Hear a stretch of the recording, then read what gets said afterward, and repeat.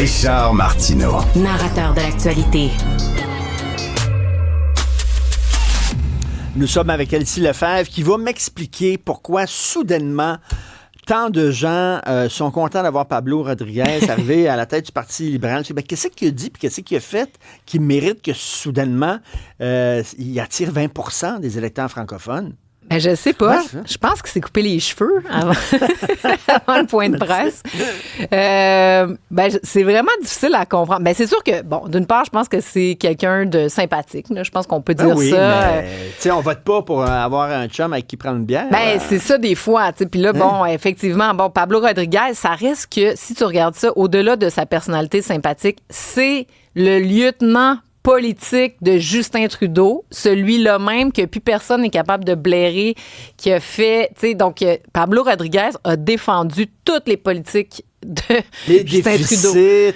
Exactement, les politiques migratoires. Exact, les passeports Canada tout croche, l'immigration tout croche, tout ce qu'on... C'est ça. Donc, la laïcité, bref... Bon, je pense qu'il y a quand même un fond quand même québécois. Tu le sens que Pablo Rodriguez, il n'est pas Justin Trudeau, donc il n'est pas là pour défendre le Canada à tout prix. Mais, justement, qu'est-ce qu'il a fait? Il n'a rien fait. Il nous a rien dit. On ne sait toujours pas aucune de ses positions. Donc là, c'est pour ça que moi, je prends un peu avec, pas un grain de sel. Là. Je pense que c'est une excellente nouvelle pour les libéraux, ça, c'est sûr. Est-ce que c'est une très mauvaise nouvelle pour le PQ? Je pense pas, là. Tu sais, je veux dire, aujourd'hui, j'écoutais certaines personnes, là, catastrophe au PQ, etc. Non, là, ils sont encore premiers dans les sondages. Ils ont pris 3 points. C'est très, très bon. Là, le Parti québécois est en zone aussi. Dans le dernier sondage, Palace Data est en zone majoritaire. Avec les chiffres qu'ils ont auprès des francophones, c'est un raz-de-marée, là. Donc, non, un raz-de-marée. Non, c'est pas un raz-de-marée. Là. Le Bloc québécois, c'est un raz-de-marée à 45 Le Parti québécois est en zone majoritaire. Mais bref, ce que ça dit, c'est qu'il reste 2 ans. Ça va vite. Tu sais, je repensais à ça. La CAQ, Fitzgibbon, tu sais, il a démissionné là, une couple de semaines. On dirait que ça fait 5 ans. Ben oui, c'est vrai. Fitzgibbon. C'était qui ça déjà, Fitzgibbon? Exactement. Puis là, Yuri Chassin. T'as raison. Ça fait. Tu sais, puis ça, c'est tellement, quand tu y penses, c'est comme élu. Comme quoi, mais comme élu ou n'importe où, hein, quand tu quittes un emploi ou tout ça, tu penses que tu es irremplaçable, puis finalement, pouf, on passe à un autre appel. Puis en plus, les Québécois, je me souviens, on n'a pas de mémoire. Exactement. Mais tu sais, ça, j'ai tout le temps en tête quand je vois le côté volatile du vote québécois, puis tout ça. C'est qui disait, c'était-tu Lord Durham? Je sais pas c'est qui disait les Québécois ou les Canadiens français n'ont pas d'opinion, ils n'ont que des émotions. Qui disait ça, mais en tout cas, mais tu sais, c'est un peu pour ça, Lucien Bouchard, à un moment donné, il a dit, j'ai de la misère à vous suivre, je vous comprends plus. Faites-vous une tête, puis rappelez-moi quand votre tête sera faite, parce que moi, je sac mon camp. Exactement. Lucien Bouchard avait tellement été meurtri du fait que Jean Chrétien était au pouvoir, puis l'élection suivante, bref, il y avait eu toutes sortes d'entourloupettes du gouvernement libéral fédéral, une fois de plus. L'histoire se répète, mais nous, on joue dans le film à chaque fois. On avait quand même voté pour ces gens-là. Maximile m'a dit que c'est Wilfrid Laurier qui a dit ça. Wow. Ils n'ont que des émotions. Exact. Puis Jean Charest, l'élection suivante, avait eu plus de votes que Lucien Bouchard. Lucien Bouchard avait tout de même gagné un gouvernement majoritaire, mais il avait été meurtri de ça et c'est la raison pour laquelle il avait quitté la politique. C'était comme moi, je comprends plus l'état d'âme des Québécois, je ne peux plus les représenter puisque ils votent de cette manière-là. Tout ça pour dire, bon. Mais bref, là, c'est vraiment le début. On n'a pas entendu une idée, donc on va quand même attendre de voir. Tu sais, qu'est-ce qu'il va dire Pablo Rodriguez sur la laïcité de l'État, la loi 21? Est-ce qu'il est d'accord avec ça est-ce qu'il est d'accord qu'on utilise la clause dérogatoire? Il me semble avoir entendu dire que non, on devait l'utiliser seulement en dernier recours. La loi 96 sur le français. Toutes les questions d'immigration, je veux dire, à un moment donné, c'est quoi, là, sa position là-dessus? Donc, ça sera pas facile pour lui. Reste qu'il va avoir une autorité morale sur le parti si jamais il gagne. Donc, je pense qu'il va être capable d'être plus nationaliste que... Selon toi, là, c'est fait, là, la course à la chefferie. Là. Il va gagner, il doit l'emmener. Il y a encore Carl Blackburn qui attend... le gars du conseil du patronat. Oui, c'est ça. Puis lui, il n'a pas encore annoncé sa décision. Alors, est-ce qu'il va sauter dans la mêlée? S'il saute dans la mêlée, ça pourrait faire tout un duel parce que Carl Blackburn, il faut se rappeler qu'il a été député, mais il a aussi été, suite à une défaite, il a été ensuite DG du parti. Donc, il connaît très, très bien les militants, tout ça. Tu sais, un gars de région. Alors, il y a peut-être des militants là, qui vont être déchirés. Et, il y a Charles Milliard. Bon, c'est sûr qu'il y a vraiment un déficit de notoriété. Ben oui. Mais ça reste une étoile montante de leur parti. Donc, peut-être que pour Charles Milliard, de toute manière, tu te dis, bon, je me suis fait connaître, je vais être un ministre influent ou quelqu'un influent plus tard. Donc, lui, dans le fond, il n'y a comme pas grand-chose à perdre à travers tout ça parce qu'il reste quand même des beaux comtés dans le West Island où est-ce qu'il va pouvoir aller se faire élire pour les 30 prochaines années. D'ailleurs, il y a Marois Risky qui s'en va. Donc, mais c'est vraiment intéressant. Puis, mais en même temps, puis, tu regardes là, les chiffres que Denis Coderre avait quand il est arrivé.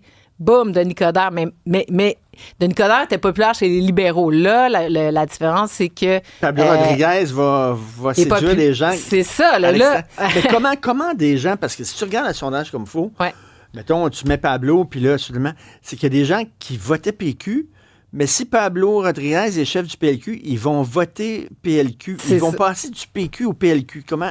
Ben, c'est ça. Donc, c'est des gens... Ben, c'est vraiment un 10 % de gens qui sont contre la CAQ. Donc, qui ont été à la CAQ, puis là, ben, ils sont bien désespérés, qui voient rien. Ils ont parqué leur vote au PQ. Mais en même temps, ces gens-là votent quand même PQ ou, tu sais... appuie Paul Saint-Pierre Plamondon en ce moment. Donc, c'est des gens non plus qui disent en ce moment, j'irai peut-être avec Pablo, mais peut-être qu'ils vont revenir. Donc, tu sais, c'est du vote mou. Tu sais, il y a un mime qui circule beaucoup, ces réseaux sociaux, puis qui a été utilisé à toutes les sauces. C'est un gars qui est avec une fille, puis là, soudainement, il y a une autre fille qui passe, puis il regarde la fille à côté. Puis là, c'est vraiment, là, tu sais, c'est comme, on était avec PSPP, puis là, t'as quoi? Oh, Pablo passe, puis là, on regarde Pablo, là. Oui, ben on regarde Pablo, mais ça se peut qu'on le regarde passer ou qu'on sait pas trop. Ben c'est ça qui se passe à Occupation Double, d'ailleurs, c'est exactement ça. Donc, on regarde un peu partout. Bref, ça va dépendre, tu sais, PSPP va présenter, tu sais, des positions en immigration, toutes sortes de dossiers. La campagne électorale va être importante aussi. Mais, tu sais, tantôt, j'écoutais aussi, le PQ, c'est sûr que perd 6 points vers Pablo Rodriguez, mais Québec solidaire, 3 points. Les conservateurs, 3 points aussi. Donc, il y aurait un rebrassage de cartes. Plus, ce qui va être intéressant de suivre dans les prochains mois, c'est qui va attaquer qui. Parce qu'en ce moment, c'est tir groupé, là, tout le monde contre François Legault. Mais là, PSPP devient numéro 1, donc on l'attaque un peu. Mais là, est-ce que Legault... La CAQ va attaquer qui, la CAQ? La CAQ va continuer d'attaquer certainement Paul Saint-Pierre Plamondon parce que PSPP, le PQ, vole les comtés dans les régions. Mais ultimement, à un moment donné, il y a des gens qui sont à la CAQ, qui sont fédéralistes, qui pourraient être attirés vers les libéraux. Et là, le danger pour François Legault, c'est que si... Parce que là, chez les... Parce que moi, je pense que c'est un parti qui ressemble plus au Parti libéral qu'au PQ. Exactement. Là. Donc, ils vont finir... Parce que là, il reste encore... Donc là, il y a les souverainistes qui sont partis de Legault. Il risque de perdre des membres pour le PLQ. Pour le PLQ. Et là, s'il perd des votes, ben là, le restant de péquistes qui sont encore avec Legault vont dire, ben là, il n'y a plus rien à faire là, je retourne au PQ. Donc, il peut y avoir aussi... François Legault est dans une posture. Et à un moment donné, les deux partis fédéralistes vont finir par se battre entre eux. Là. Jamais je croirais qu'ils vont vouloir défendre le fédéralisme. Fait que la CAQ n'aurait été qu'une parenthèse. Puis, il y a des gens qui vont aller au Parti libéral, au PQ, puis on va revenir à un système à deux partis. Ben, il y a ça. Il y a l'autre question. François Legault nous jure qu'il va se présenter à la prochaine élection parce qu'il ne peut pas annoncer qu'il ne se présenterait pas. Mais là, si François Legault, à un moment donné, dit, finalement, je tire ma révérence. Oh! Donc là, ça amène une autre affaire. Qui va se présenter? Alors, si c'est une Geneviève Guilbeault, par exemple, qui est issue des rangs libéraux, donc là, à ce moment-là, on n'est plus fédéraliste. Peut-être qu'une Christine Fréchette pourrait se lancer. Là, elle fait bien les choses. Elle est issue du Parti québécois. Donc là, elle serait beaucoup plus nationaliste.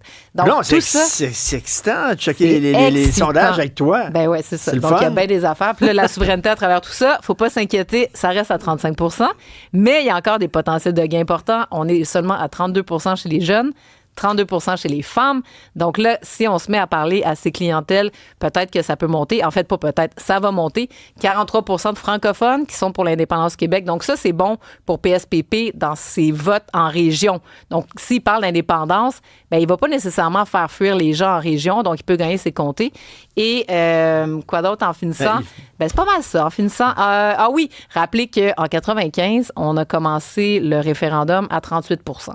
Donc, tant que l'enjeu, et c'est d'ailleurs Mathieu Bocoté en parle aujourd'hui dans sa chronique, tant que l'enjeu n'est pas sur la table, les gens ne se positionnent pas, ils n'en parlent pas. Et se rappeler que les 45 ans et moins n'ont pas voté. Donc, c'est tout un bassin de personnes qui ne savent pas trop c'est quoi l'indépendance. Et que l'appétit vient en mangeant. Exactement. Merci, Elsie. À demain. Bye. À demain.